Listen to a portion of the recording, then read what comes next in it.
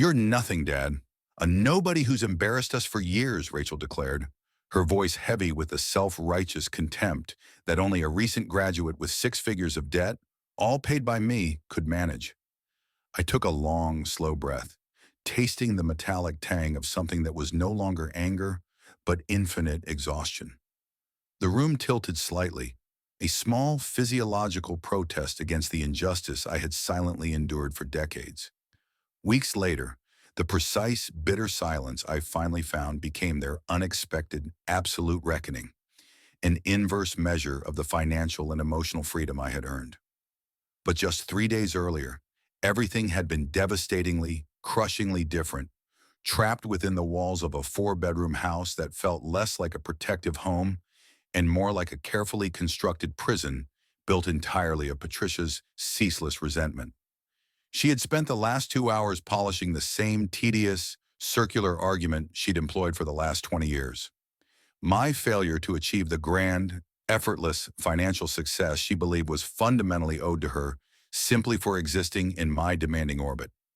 I was a 51-year-old freelance translator, a quiet custodian of obscure language and precision, yet my ability to interpret the world meant utterly nothing against her singular, shallow focus on material validation and visible status. "You're just an old man rotting away in that cramped office of yours," she sneered, adjusting the expensive, heavy gold necklace I had bought her last Christmas. A rushed, panic-induced purchase she had deemed insufficient even before the velvet box was properly opened. It was an extravagant piece of jewelry that had strained my meager professional finances for 2 agonizing months. A sacrifice she acknowledged only by instantly comparing it unfavorably to the lavish gifts received by her perpetually envied friend, Michelle. Michelle's husband, a corporate lawyer with an aggressive, showy presence, was the constant, silent hammer she used to systematically break down my self-worth, an imagined financial ideal that made my own steady, decent, yet deeply satisfying work seem pathetic and beneath contempt. The conversation always circled back to the same crippling core of financial guilt, a shame Patricia ensured I wore like a tight, uncomfortable second skin at every social gathering we attended. "We barely got by because of you, James," she insisted, her tone dripping with passive-aggressive martyrdom, conveniently forgetting the fact that the money I earned consistently covered the burdensome mortgage, the constantly rising utility bills, and, most recently, the exorbitant, entirely unnecessary tuition for Rachel's graduate degree in a field she had already emotionally abandoned. I had provided reliable, unwavering stability, not ostentatious extravagance. And for Patricia, stability was the single greatest insult to her aspirations. Rachel, who was supposed to be the buffer, the educated future of our family, chimed in with a practiced, brutal lack of filial empathy, her voice cold and rehearsed. Her arms were crossed tight across her chest, a rigid physical barricade against the man who had paid for every single luxury she had ever experienced, from her private school fees to her first car. "Mom's right. You get paid in pennies, Dad. Everyone knows translators are obsolete, relics of a past economy." The word obsolete was spat out with the crisp academic authority she'd learned in expensive seminars I'd financed through tedious, late-night documentation work. I noticed the tiny tremor that ran down the length of my left arm, a silent, neurological stutter of pure internal agony that I suppressed by gripping the smooth, cool edge of the solid oak dining table until my knuckles turned bloodless white. I couldn't even taste the dry, overcooked salmon on my plate. My mouth was nothing but a canvas for the bitter, pervasive flavor of their deep-seated disdain. The clinking of their silverware against the ceramic plates sounded suddenly magnified and aggressive, a relentless, tiny percussion announcing my quiet professional failure to the entire world. The dinner, however, was only the latest, loudest iteration of a profound financial problem that had been festering, unchecked, for months. A terrifying instability Patricia had unilaterally decided to solve with absolute stunning recklessness. She had become pathologically obsessed with the endless, self-congratulatory bragging of her country club circle, particularly her friend Victoria, who was enjoying a temporary boastful victory in the market. "Victoria is up 30% in a month on solar tech industries," Patricia had announced one restless morning, her voice bright and brittle with a feverish, dangerous excitement that always signaled impending disaster. We need to do something, James. We can't just stand still in this mediocre, humiliating life forever. I had tried to counsel caution and responsibility, mentioning the fundamental, vast difference between solid, long-term indexing and diversified funds and the dangerously speculative single-stock bets she was considering. But my quiet, reasoned words were instantly dismissed as the timid, pathetic whimperings of a man who lacked the fundamental courage to win big. My professional expertise lay in the subtle, nuanced interpretation of ancient legal documents and foreign policy texts. In the high-stakes, imaginary world of her stock investments, I was merely a translator of fear and timidity, and she simply refused to listen to my voice anymore. She didn't ask. She simply acted, driven by pure, frantic envy. Without a single word of discussion or prior warning, Patricia had walked into the local branch and withdrawn $38,000 from our joint savings account, a devastating sum that represented nearly all the capital I had managed to painstakingly accumulate over a full decade, money intended for unexpected medical emergencies, or perhaps our own modest, quiet retirement. The impersonal, formal withdrawal notice arrived in the mail 2 days after the funds were permanently gone, confirming my worst fears. When I finally confronted her about the theft, my voice low and shaking with utter disbelief and betrayal, she had met my fear and anger with a stunning, icy rage that chilled the room.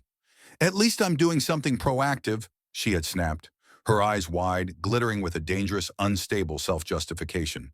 "If you could actually earn decent, competitive money, James, I wouldn't have to take these necessary risks to keep us remotely afloat socially."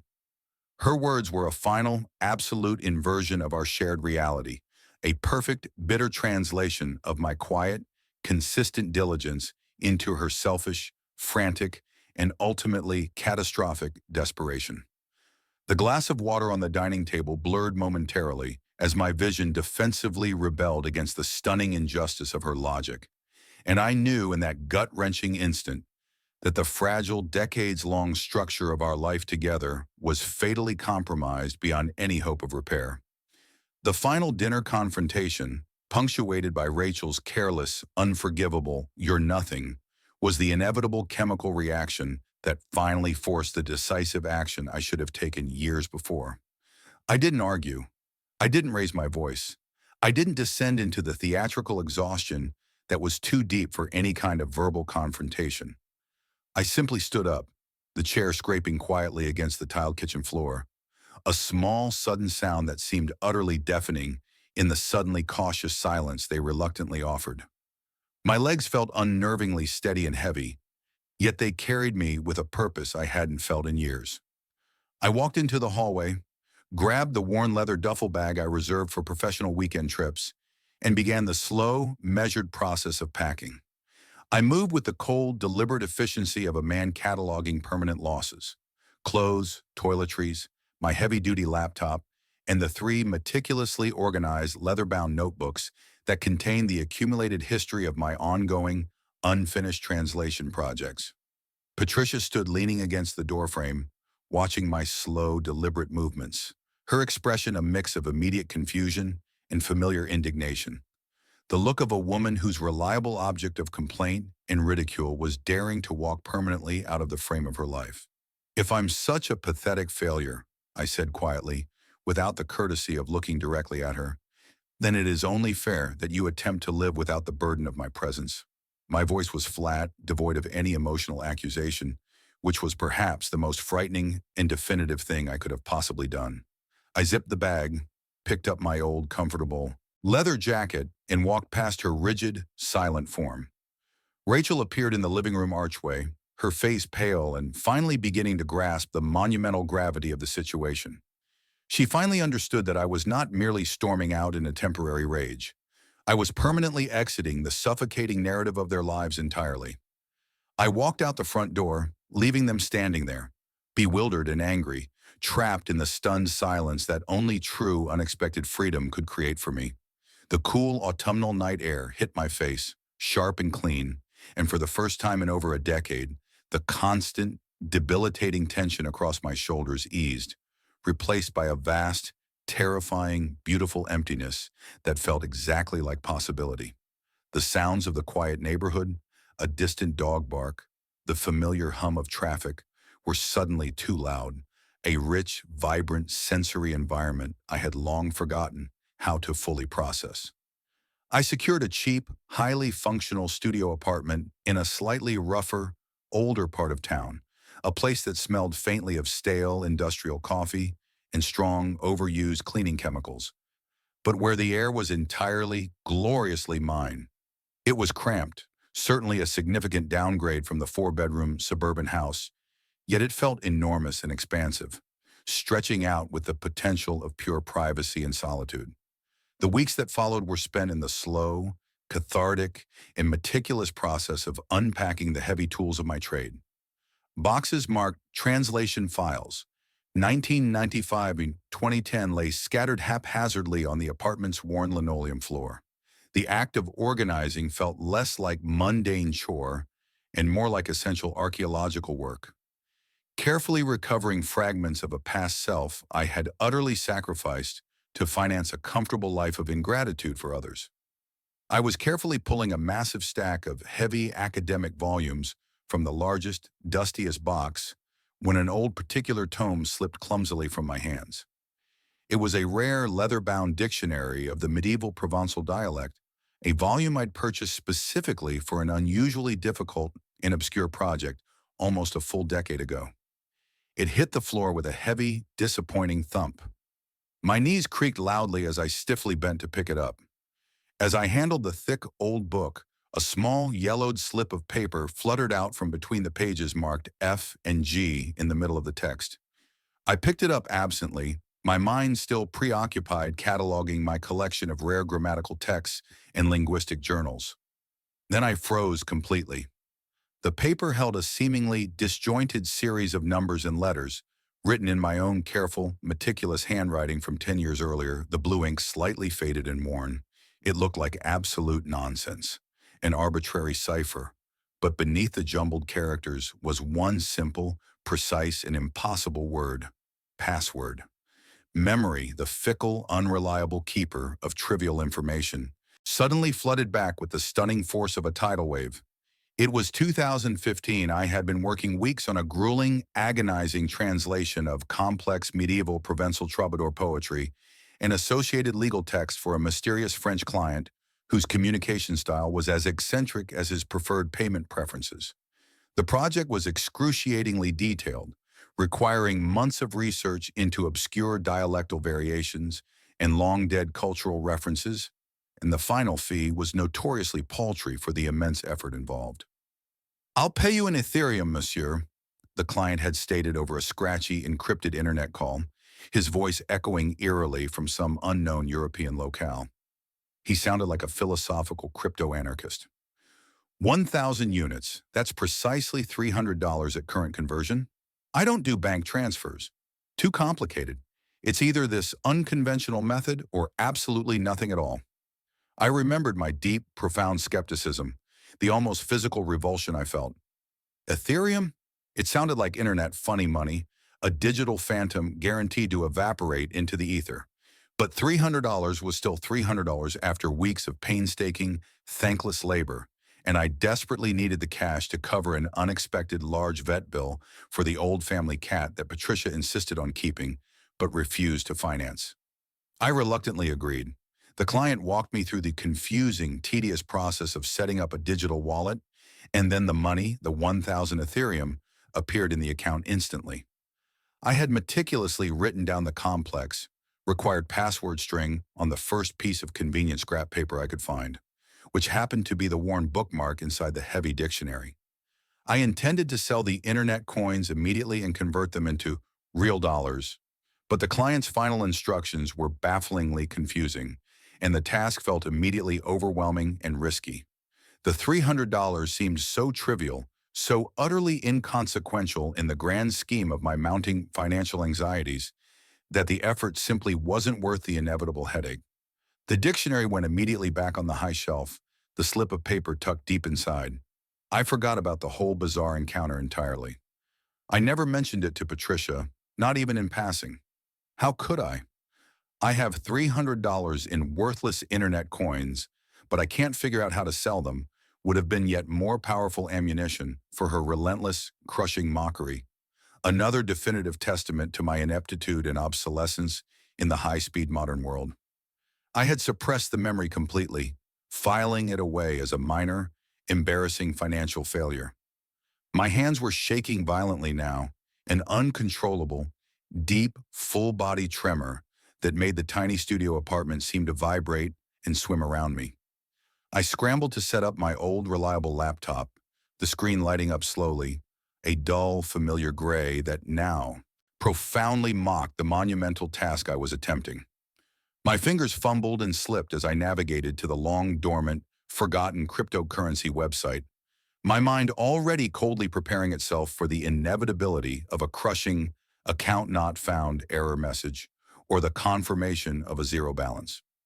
I entered the obscure username, then, with surgical, absolute precision, typed in the precise, complicated string of characters from the yellowed slip of paper. The cursor blinked. I held my breath. The screen loaded, slowly, deliberately, the progress bar filling with excruciating slowness, as if the universe itself were trying to preserve the precise moment of pure, blinding revelation.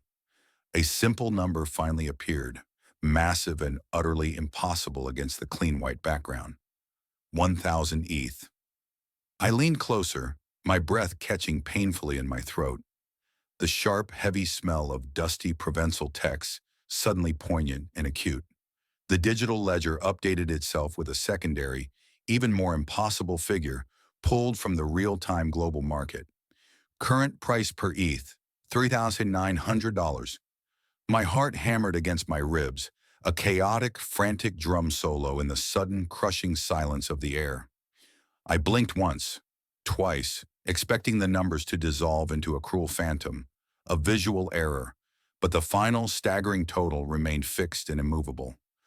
Total portfolio value, $3,900,000. $3,900,000. A profound fortune, a life-changing, legacy-defining $4 million opportunity had sat quietly dormant on my bookshelf for years, innocuously nestled next to the glossary of obscure 13th century French synonyms. I stared at the numbers, the immediate reality of the situation crushing me with a sheer weight heavier than any physical object. Nearly $4 million had been quietly, diligently accruing value, while Patricia called me a failure and a burden. This immense, unbelievable wealth had materialized and sat patiently while Rachel was ashamed to call me her father, using my perceived quiet struggle as a lifelong excuse to demand more, and always more. The silence in the small studio apartment was broken only by the frantic, chaotic beat of my own pulse, a sudden, urgent awareness of life. The injustice of their scorn was a raw, immediate physical sensation, tightening in my chest until I could barely draw a breath. Despite everything, the years of marriage and fatherhood were too deeply ingrained to be shed instantly, like an old skin. A small, desperate thought formed, a hopeful whisper of the old James, the man who always desperately wanted to fix things. They were still my family. Maybe this monumental, impossible windfall could somehow fix their broken, demanding perception of me. Maybe finally they would be forced to see my actual value. Maybe this money could buy the one single thing I could never earn from them: genuine, quiet respect. 3 days later, I drove my old, reliable Toyota back to the house I no longer, in any emotional sense, considered mine. The familiar suburban street, lined with neatly trimmed lawns and expensive mailboxes, now looked strangely foreign and clinical, like a photograph taken of a place I once knew intimately, but had long since fully evacuated. I walked up the clean front path and knocked deliberately on the heavy front door. Patricia opened it immediately, her face tightening instantly into a rigid mask of cold, unyielding disapproval. Her hair was pulled back tightly, emphasizing the sharp, defensive lines of her jaw and the thinness of her lips. "What exactly do you want, James?" she asked, her voice chipped from ice, instantly dismissing any possibility of a conversation that wasn't an immediate admission of deep fault on my part. I wanted to talk, I said, keeping my own voice carefully measured and perfectly neutral. The internal translator working overtime to select only the most neutral, non-confrontational words. I know things have been difficult since I left. Difficult, James? Is that what you call it? Patricia interrupted sharply, refusing to let me complete the simple thought. Her eyes flashed with immediate, aggressive grievance. But beneath the anger, a flicker of genuine panic was visible. You haven't provided enough. That's a fact. And running away doesn't change the property tax assessment that came yesterday.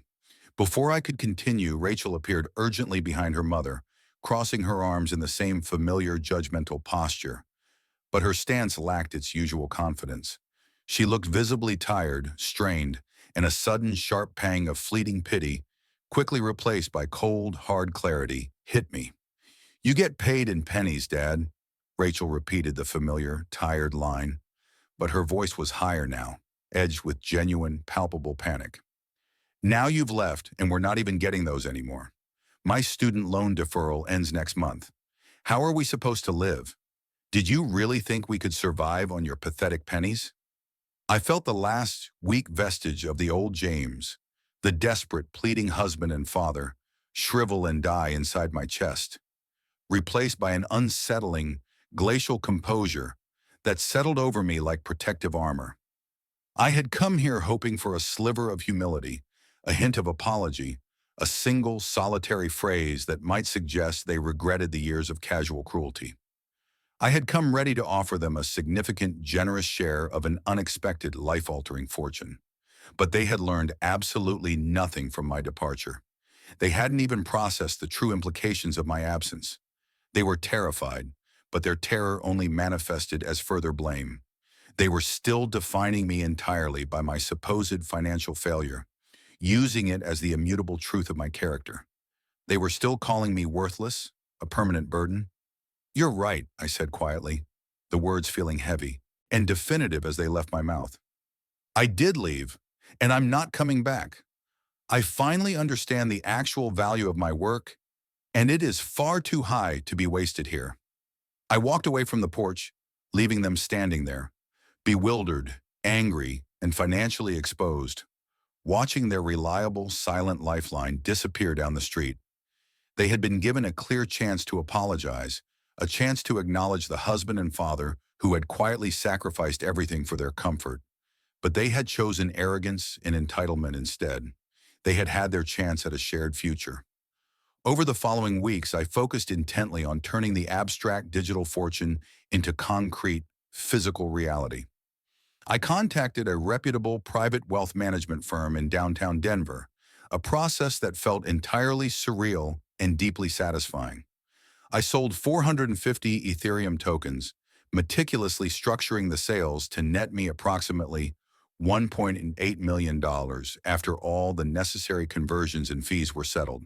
The manager, an efficient woman named Ms. Chen, remarked with professional respect that my 10-year accidental HODL strategy was one of the luckiest market moves she had ever witnessed. A quiet, unexpected validation of my inert investment. The first essential purchase was a new home. I bought a modest, well-maintained two-bedroom house in a quiet, slightly older Denver neighborhood for $620,000. It was nothing remotely ostentatious, no unnecessary marble countertops or ostentatious infinity pools, but it was solid, functional, and definitively mine. I paid cash. The closing paperwork was simple and clean. No mortgage, no shared ownership, just the pure, unadulterated sovereignty of sole ownership. I spent the first night sleeping on an air mattress in the middle of the empty living room, the silence of the space an echo of my profound, peaceful release. I walked through the house, touching the smooth wood of the window frames, realizing no one here would ever criticize the color I chose for the walls.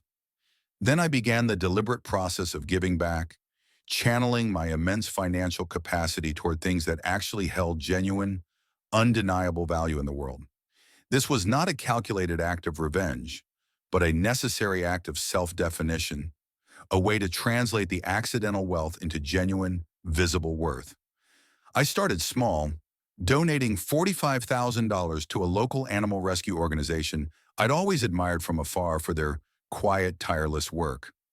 Their annual benefit gala was an evening of gentle, quiet gratitude and genuine human connection, a profound, welcome contrast to the performative, backstabbing social functions I used to endure with Patricia. The shelter director, a kind, earnest woman with tired eyes, shook my hand warmly and held it for a moment. "Mr. Harrison, you're not just donating, you're literally saving lives in this city," she said, her voice genuine, devoid of any attempt to calculate my social standing or market value. My name began quietly circulating in the meaningful, quieter corners of Denver's charitable community, not as Patricia's perpetually disappointing husband, but as James Harrison, the generous, unexpected benefactor. My next donation was substantial, strategically calculated to leave an impact that would last for years and directly relate to my own professional expertise. I committed $950,000 to Denver Public Schools for the creation of new, state-of-the-art computer labs and the funding of specialized, ongoing literacy programs focused on underserved youth. The city's administration immediately recognized the sheer scale and generosity of the gift. The mayor himself, a dynamic and genuinely grateful man whose handshake was firm and genuine, invited me to a major city council recognition ceremony. Finally, driven by the quiet, lifelong passion of my own career, I established a $185,000 youth mentorship fund specifically aimed at supporting high-achieving, underprivileged students interested in pursuing languages, professional translation, and international careers. It was a final profound gesture to the younger version of myself, the man who quietly believed in the enduring power of words. Validation that his trade held deep intrinsic significance after all. The recognition ceremony was held 3 weeks later in Denver's Municipal Auditorium. It was a formal, televised affair, complete with powerful spotlights and a low, expectant murmur from the audience of city officials, major donors, and community leaders. I felt strangely comfortable in the finely tailored, dark gray suit I had purchased, the first piece of clothing I'd ever bought that was chosen solely for its quality and precise fit, not its affordability. The mayor's speech was generous and lengthy, recognizing the immediate, tangible impact of the donations on the community's infrastructure. When my name was called, James Harrison, for exceptional and outstanding civic contribution to the youth of Denver, I walked onto the brightly lit stage. The heat of the spotlights was intense, making the air feel charged and significant, but my movements were steady and deliberate. I accepted a heavy bronze medal inscribed with the City of Denver seal. The mayor gripped my hand firmly, and cameras flashed in rapid, blinding succession, capturing the definitive public moment. The audience rose to their feet, delivering a long, echoing, powerful standing ovation that seemed to last forever in the massive space. I looked out over the sea of appreciative faces, and the muffled sound of the applause felt like the sound of validation, a universal affirmation of my true, quiet worth that had nothing to do with my family's shallow approval. I looked down at the metal cool and solid in my palm, a physical, tangible reward for actions I had freely and purposefully chosen. From the very back row of the massive auditorium, standing near a discreet exit, Patricia and Rachel watched the entire proceeding in stunned, absolute silence, looking utterly out of place. Patricia had arrived purely by accident, her attendance triggered by humiliating, fragmented gossip. Her former friend Victoria, who now refused to take her desperate calls, had mentioned offhand in a defunct group chat that a Jim Harrison was being honored for an enormous charitable contribution to the city's schools. Patricia had immediately assumed, with her usual self-centered logic, that it was some other Jim Harrison, perhaps a successful developer or a senior executive, anyone but the man she had called a financial failure. But there he was, her husband James, looking composed, impeccably healthy, and quietly powerful under the intense scrutiny of the city's elite, accepting accolades for nearly $2 million in visible, public contributions. Patricia's mind began to race furiously, calculating the vast, irreconcilable disparity between the celebrated man on the stage and the invisible, ridiculed man she had coldly dismissed. The sickening reality of her own complete financial catastrophe suddenly slammed into her with nauseating force. Solar Tech Industries had collapsed entirely just days after I walked out, wiping out her speculative $38,000 investment and leaving their shared savings account completely dry, with only overdraft protection remaining. Their financial cushion was gone. Her arrogant gamble had failed spectacularly. And here was James, celebrated, respected, and undeniably a multimillionaire. As the ovation subsided, Patricia frantically tried to catch Victoria's eye across the auditorium, but her former friend, the one who had boasted about solar tech, deliberately turned her back and walked away, ending a decades-long relationship built on superficial status in one cold, decisive, public gesture of disdain. 3 weeks later, the day had the brittle, sharp clarity of a sudden, brutal financial crisis.